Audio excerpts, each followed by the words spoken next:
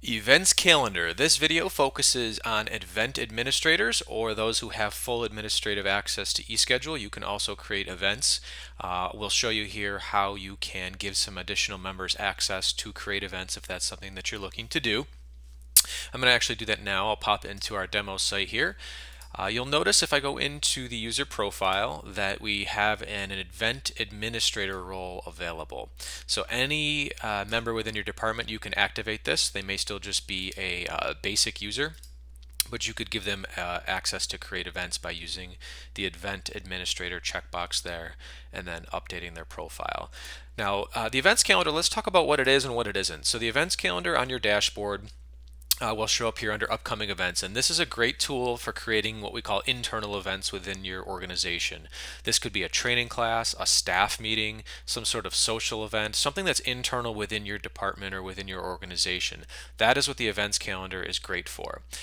Now, this is different from what might be a scheduled event, so a standby event or a community event that you actually need to staff. So you'll notice on the schedule example here, down here, we have a spot for standbys. We have a blood pressure clinic in the community. We have a hockey standby.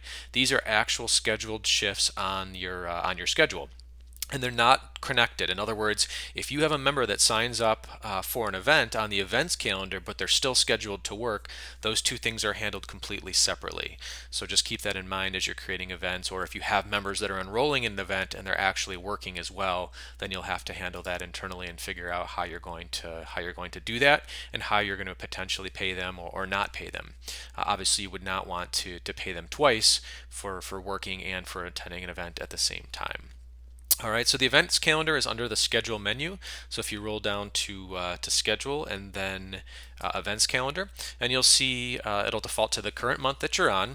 Currently it's April 2020, and you'll notice that we have a couple of events here that have already been created. If I want to edit an existing event, I can simply click on the event and make any changes as necessary. So that's how you edit an event, and we'll talk more about that. But right now, let's create an event. So let's do an event for this coming Saturday. To do that, you're going to click on the header here, the date in which the event is going to happen. Go ahead and do that. You do need to give it a title and an event type, a description, and then of course a date. So we're going to call this a CPR class. We're going to make the event type training. You do need a brief description, so we're going to call this AHA Heart Saver CPR class. And that's going to run from 12 o'clock on the 18th until 1600 on the 18th. And it's going to be in the training room. Pretty straightforward there. If you needed to change the times, you could do that. Private event. So you can embed the events calendar on your public website. So in other words, if you want to restrict access to only having your internal members sign up for the event, you can do that. So if you check this box, it's going to make it private from any external non-members or non-eSchedule users within your organization. Allow sign up. Most cases you'd want to do that. So if you check this box, it's going to allow your members to sign up via the events calendar.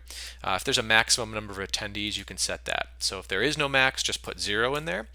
Or if you can only have, let's say, 10 people for whatever reason, maybe the training room only holds 10 people, you can do that. And then you can change the event contact as well.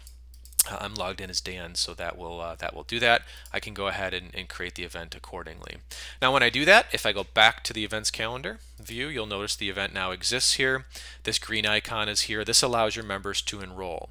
So any member now within your organization can come in here. All they have to do is click the green plus, and that will enroll them in that event or that class. And when they do that, they'll get an email confirmation letting them know that they have enrolled. So as I mentioned before, if you need to make any changes to the CPR class or to the event, you can just click the title. You can make any updates if you need to do that here. You'll notice we have a member attendee section. So what will happen is as your members start to enroll in the event or the class, these boxes will start to check and you'll notice who's coming. Or if you needed to manually enroll someone, maybe they talk to you in person and you want to put them in it, you can go ahead and check that box and then just hit update down here at the bottom. We do have a couple other tools available. As I mentioned before, you can allow non-member attendees, so non-eSchedule users, to enroll. So if you had someone coming from an outside agency to the event, you could do that. Go ahead and fill this out, hit update, and you'll see that their name will now appear in the non-member attendees section. If you need to excuse me, edit anything with that information or delete that person, you can do that here as well by clicking on their name. A couple other tools that we offer within the events calendar. Obviously you can delete the event if you needed to do that. We have a print roster feature, which is nice. So what this will do is it'll actually download a Microsoft Word file, and it'll have everyone's names on it that are enrolled in the class, and I'll show you an example of that here. So if you were to download this, you could print it. It allows the attendees the ability to sign their name sort of as a sign-in sheet.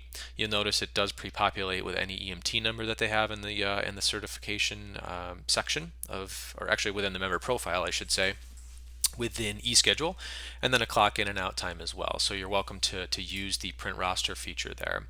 We do have the ability to create training records from this class. We're not going to get into that on this video, but you can transfer this class over to our CME module, or our continuing education module rather. So if this was a 4-hour CPR class and you had a number of members that attended it, you could use this button to transfer those names in this class into our continuing education module.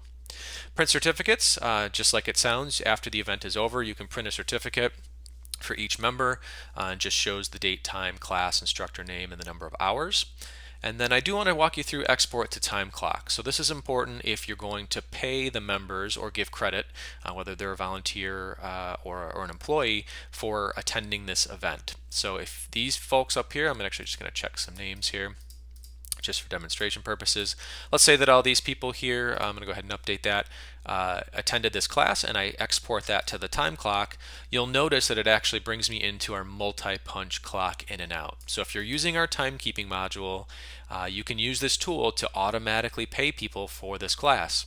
So you'll notice it brought over the date, the class time, it's 4 hours. I'm going to confirm the members or employees that attended the event. I can update the activity type here if I needed to do that. I could update the pay type. And then down here at the bottom, go ahead and clock them in. And at that point, it's going to give, let's see, these 5 members 4 hours of additional pay onto their time card. So that is how the transfer to time clock portion works. Just double checking my list here. I think we covered everything within the events calendar.